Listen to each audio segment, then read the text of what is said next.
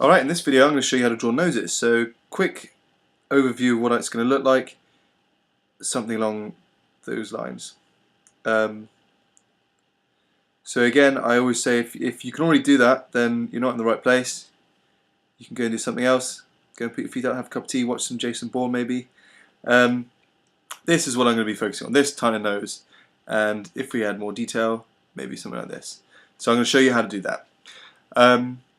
Let's quickly go over some ways not to draw the nose, just to get kind of overview, and maybe we can identify some things which maybe you do which could be possibly improved or kind of corrected. Or maybe you like your style, maybe you like the triangle nose. I like this for cartoons, I think it's great. I also like to draw little square chins like this. So that's one way of doing it. Another way, we've got the blob. That's another one. A lot of the kids do this as well. They just draw the line in the middle. Little mouth. And yeah, so there's a few ways. I'm sure you can think of far more. Tintins like this. More ways you can do noses, which don't relatively look realistic, but they look kind of interesting and fun. But if we're going for a realistic nose, as I tend to work with in my life as a portrait artist, let's just look over how we do that. So this is the face, and as with anything, you want to get it in the right position. So where are we thinking? As we know, the middle line, this is a very rough guide. The middle line is the eyes, and then roughly middle line between this line, the eye line, and the bottom of the chin will be where the nose is. So that is where we start. And in terms of width, this will depend on the person you're drawing. So let's say it's yay wide. Okay, so look what I've done. I'm going to go from the most basic. I think, you might disagree, I think that is acceptable as a nose. Let's draw about this a little bit. Just a line beneath the nostrils, kind of, I think is enough. So, I mean, that's not ideal, we probably want a little bit more, so let's build on that slightly. The next one, I would say, is a V, a very wide V. I think that is also acceptable as a nose. We'll draw the mouth there, and you can kind of see it's starting to look more realistic. So this, I'm just guiding you through the various different steps which can develop how you see the nose and your understanding. You might want to stop at a certain point and just get happy with the V. So next, after the straight V, we've got the curvy V. So if you think of a bird, you know how you draw them when you're a little kid? Or maybe you still do. In fact, I mean, I do. So there we go. We've got birds in the sky. There's a bird on your face, which is your nose. And then we can have a big grin and eyes in the middle.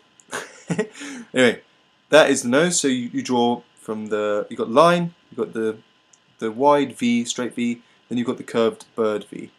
Alright, so then let's develop that a little more. I'm going to do a close-up now, so just bear with me. This will make sense visually once I start doing it. So there we go, there's a nose. And that is outlining all the kind of the contours, just trying to visualize the parts underneath the skin. And so we've got that rough sketch. I'm going to start with the nostrils, because what you're using with the pen or pencil, you're putting down not just lines, you're putting down shade as well. Even if you think it is line, it's also shade. So if you squint at that, you can see that you've already got a kind of sense of there being nostrils and some depth in the nose. It's already kind of popping out at you.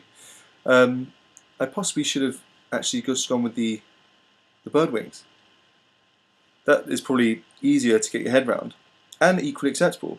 And then so once you've got these two bird wings, which are the nostrils, underneath that, just do a kind of bowl, like a U, a very wide U, and join up those two bird wings. And that gives you, again, have a little squint, that gives you a sense of depth. You can even add some shading beneath there. Gives you a sense of depth with the nose, because noses do pop out, unlike eyes and mouths as well. They pop out, actually they pop out more than them. Mouths and eyes do pop out. But anyway, they pop out more, so give them a bit more darkness there. And then, here's a really advanced bit. You will find, if you look at someone's face carefully, these side bits, again these are like little bird wings. We just pop up a bird wing, we put it there. These side parts will also have a little bit of shadow. So again, squint at that and it will make a lot more sense.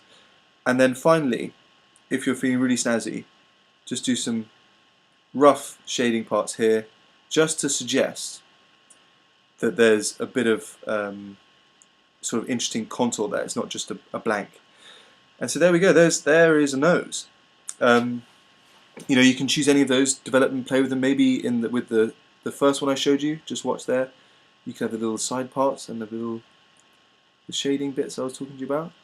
Or maybe you want to do that with the V I showed you, the straight V.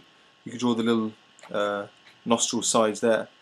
And equally with the bird V, you can see it kind of makes sense with the little shading. That is how you do it. So, I hope you enjoyed that. So yeah, the main tip is, it's a straight line, then it's a V, then it's that V, the bird, curved V, then you've got ignore the first one I did, then you've got this one, which is the two wings, joined by the under bit, and then add the sides.